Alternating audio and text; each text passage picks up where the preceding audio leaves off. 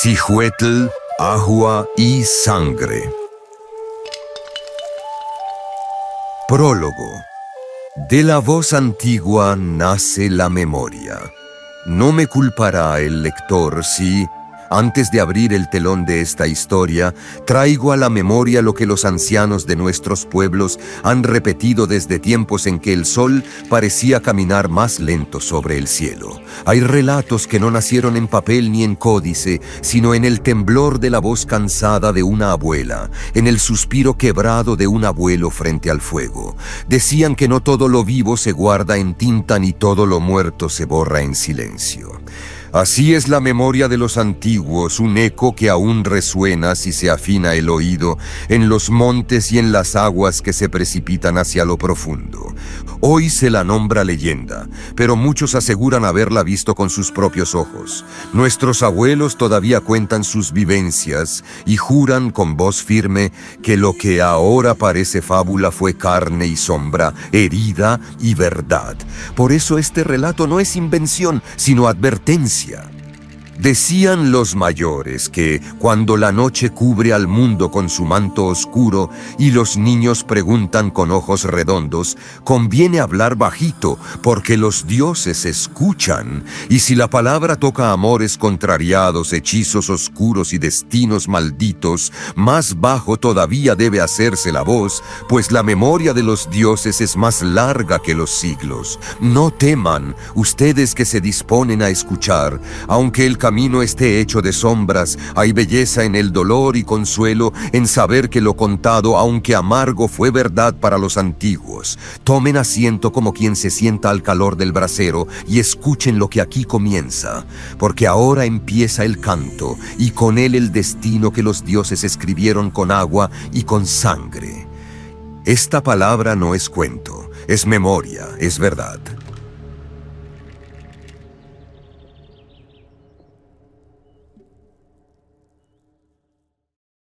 Capítulo 1. La asignación. En lo más hondo de una selva que ni los rayos del sol se atrevían a atravesar sin pedir licencia, caminaba un hombre de tal presencia que la misma tierra parecía sostenerlo con reverencia. Se llamaba Atzin, hijo del cielo y nieto del trueno, cuya frente había sentido antes el beso del relámpago que el tacto del rocío. Iba con el pecho desnudo, no por vanidad sino por costumbre, pues así gustaba sentir sobre su piel el abrazo húmedo del aire, calzaba sus pies con la firmeza de quien conoce cada raíz, cada piedra, cada recoveco del bosque, y llevaba en la diestra una lanza de punta de obsidiana que relucía con luz propia aún en la penumbra. Los árboles, de troncos más anchos que la memoria de los ancianos, se alzaban como guardianes de un mundo que no se dejaba mirar fácilmente. La neblina, espesa como leche de ceiba herida, abrazaba las ramas y se colaba entre las hojas como si buscara secretos. No se oía canto de ave, ni zumbido de insecto, ni crujir de rama, sino un silencio tan grande que parecía tejido por manos invisibles para envolverlo todo. Atzin, acostumbrado al pulso vivo del bosque, se detuvo de pronto como ciervo que olfatea al jaguar antes de verlo. Cuerpo mío», dijo para sí, frunciendo el ceño. «No es mi costumbre temblar por sombras, pero juro que vi moverse algo que no era rama ni bestia». Clavó los ojos en la bruma, como quien quisiera arrancarle el misterio a dentelladas, y en aquel instante sintió que el aire se espesaba aún más, que el suelo mismo retenía el aliento, y que el corazón de la selva se agitaba como tambor antes de la batalla. «¿Quién osa respirar mi selva cuando yo cazo?», musitó con voz baja pero cargada de amenaza. Y como si, en respuesta a su pregunta, el mundo hubiese decidido mostrarle su poder, de entre la niebla comenzó a surgir una figura. Primero fueron sombras vagas, como humo que toma forma luego, contornos que parecían tallados en luz y agua, y finalmente, un ser que no era hombre, aunque tenía forma de uno, y que no era fantasma, aunque en su andar no movía rama ni hoja. Atzin sintió, sin quererlo, que sus rodillas querían doblarse, no por cobardía, sino porque aquel que venía era de su propia sangre y, sin embargo, infinitamente mayor. Y así como la nube que se condensa en tormentas sin aviso, aquel ser se dejó ver por entero. Vestía ropajes que no eran telas sino jirones de neblina entrelazados con rayos fugitivos, y sobre su cabeza lucían plumas de quetzal, tan vivas que parecían latir con su propio corazón. Sus ojos no tenían pupilas, sino remolinos de cielo, y cada vez que parpadeaban, un trueno distante retumbaba en algún rincón invisible del firmamento. Era su padre, Tlaloc, el gran Teotl del agua. Señor de la lluvia que alimenta, dueño del trueno que aterra, voz que manda al relámpago y espíritu que mora en el vientre de las tormentas. No abrió la boca para hablar, pues su voz no viajó por el aire, sino que retumbó directamente en la médula y en el pecho de Atzin, como si le hablara desde adentro de sus huesos. Atzin, hijo mío, gota que cayó del cielo y corrió en cauce de barro, deja esa lanza porque ya no se forjará tu destino entre venados ni jaguares. El joven, cuyo corazón jamás palpitó por miedo, inclinó apenas la cabeza, no por sumisión, sino por reconocimiento. Señor de mi nacimiento, padre de la bruma y del río, respondió con voz grave, di tu palabra, que yo la cumpliré como cumplí con el primer trueno que enviaste a mi pecho. ¿A qué me llamas en hora en que mi estómago pide carne y mi lanza tiene sed de caza? El dios avanzó un paso, y los árboles, como cortinas de humo movidas por un viento invisible, se apartaron para dejarle sitio. Escucha bien, hijo mío, dijo, y cada sílaba era gota de lluvia cayendo en piedra caliente. Los hombres, esos hijos tristes del maíz, se han vuelto huecos. Sus corazones son jícaras vacías, sus espíritus, granos tostados sin fuerza para germinar. Si no reciben sangre nueva, linaje que les devuelva vigor y memoria de lo sagrado, pronto no quedará de ellos sino polvo y silencio. ¿Y qué esperas de mí, padre?, preguntó Atzin, frunciendo el ceño como quien huele humo donde no hay fogata. El Teotl extendió la mano, y en el aire apareció por un latido apenas la imagen de una mujer. Su rostro era bello, sí, pero no en la belleza vana de las doncellas que se saben miradas, sino en la hermosura que nace de la fuerza y del temple. En sus ojos ardía una llama que no quemaba, pero tampoco dejaba dormir. Ella existe, dijo el dios. Y tú, hijo mío, deberás hallarla. Caminarás los caminos que ni los soles conocen, buscarás entre los pueblos la mujer más bella, no solo de rostro, sino de espíritu y de fuego, y la tomarás por esposa. Porque de esa unión nacerá quien pueda devolver el equilibrio a los hombres. Si no lo haces, todo se perderá, y la lluvia que hoy es bendición se tornará castigo. Atzin clavó la mirada en el suelo como temiendo que el destino estuviera escrito allí, entre raíces y hojas caídas.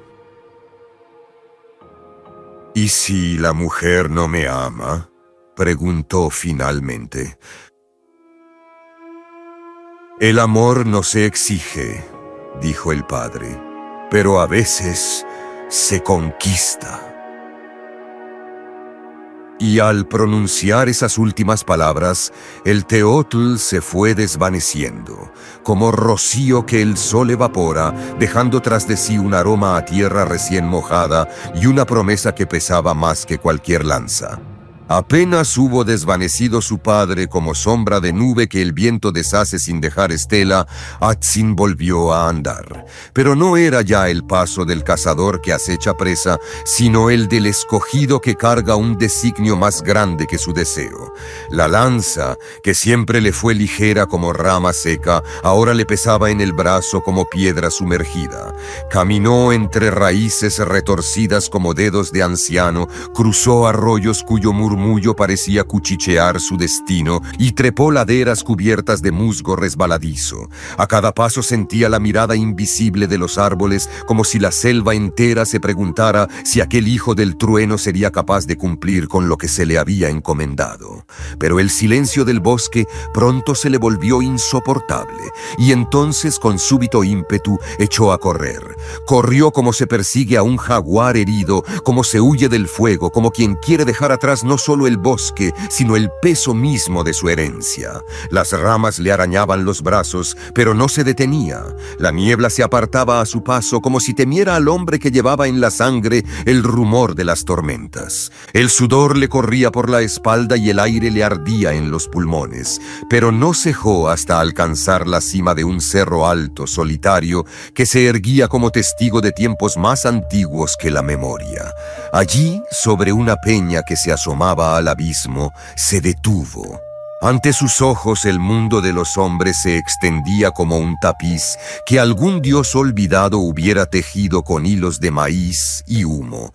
Aldeas humildes echaban al cielo columnas de humo manso. Niños corrían tras perros flacos, mujeres molían el grano mientras cantaban, ancianos contaban historias al calor del fuego. Atsin torció el gesto con amargura. «¿Esto es lo que ha de salvarse?», murmuró, y su voz se perdió en el viento. «Estos que nacen, crecen, engordan y mueren sin levantar jamás la vista del suelo, barro animado, harina que se agrieta al sol, son obra fallida, experimento torpe de los que, antes que mi padre, intentaron crear humanidad y fracasaron, rompiendo siempre el molde de la figura». Se sentó en la roca y clavó la lanza en la tierra, como quien se planta frente a la eternidad. Pero en ese instante, el viento que subía desde el valle trajo un aroma que le golpeó el alma, flores de río, y junto al aroma un recuerdo. El rostro de una mujer se formó en su memoria, no la de su padre ni la de la que aún no conocía, sino el de su madre, Atl Teopixki, agua bendita. Ella no fue diosa ni sacerdotisa, sino simple tejedora de cántaros, recolectora de flores, mujer de ojos que miraban sin juicio y labios que hablaban sin mentira. «Ella sí fue digna», susurró Atsin. «Siendo barro me dio raíz». Y con ese pensamiento vino otro, más punzante, Citlali, la primera que hizo latir su corazón y la primera que lo rechazó. La vio como entonces danzando en la ceremonia del equinoccio, recordó la tibieza en su voz al decirle que ya tenía quien ocupase su corazón. Sintió de nuevo aquella punzada que no es lanza ni flecha, sino desprecio disfrazado de dulzura. El joven apretó los dientes. «Los hombres de maíz me arrebataron el amor una vez, y ahora mi padre me envía a buscar esposa entre ellos. Tal vez esto no sea redención, sino castigo».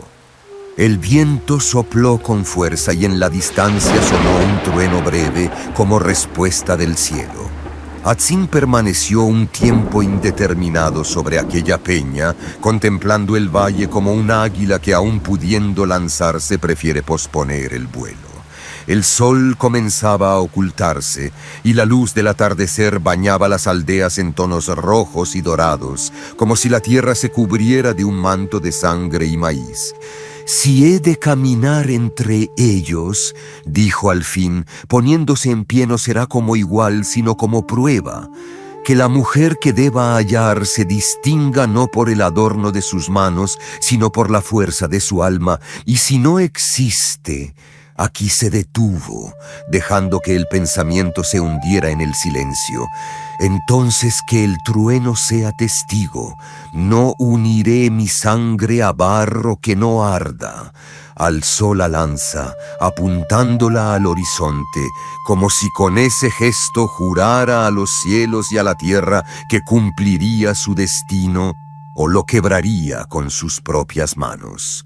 Inició el descenso por la ladera del cerro y cada paso parecía marcar un pacto no escrito. Los arbustos se cerraban tras él, como queriendo impedirle regresar. Las raíces, enredándose bajo sus pies, parecían probar su firmeza. Un búho, oculto entre las ramas, soltó un grito largo y agudo, presagio que los viejos hubieran tomado por advertencia.